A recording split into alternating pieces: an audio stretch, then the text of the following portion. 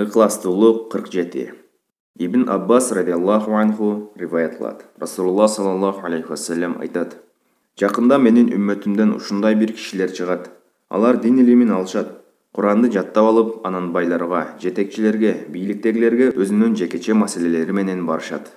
Анан мындай кеп айтышат: Биз аларга барып, алардын байлыктарынан пайдаланабыз. Бирок динибиздин жардамы менен өзүбүздү алардын жамандыгынан сактайбыз. Бирок андай нерсе болушу мүмкүн эмес. Тикенектүү дарактан тикенектен башка эч нерсе жыйнап албагандай эле, бийликтегилерге жакын болгонуң сага күнөөдөн башка эч нерсе алып келбейт.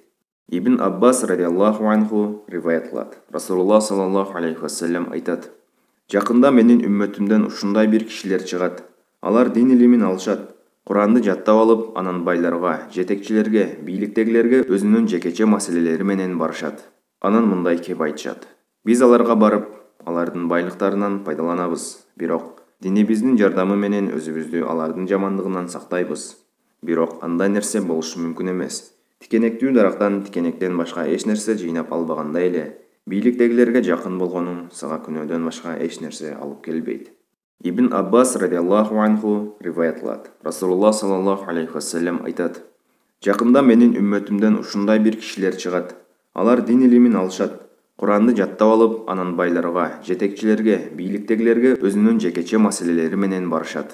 Анан мындай кеп айтышат: Биз аларга барып, алардын байлыктарынан пайдаланабыз. Бирок динибиздин жардамы менен өзүбүздү алардын жамандыгынан сактайбыз.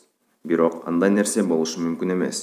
Тикенектүү дарактан тикенектен башка эч нерсе жыйнап албагандай эле, бийликтегилерге жакын болгонуң сага күнөөдөн башка эч нерсе алып келбейт. Ибн Мажа Таргиб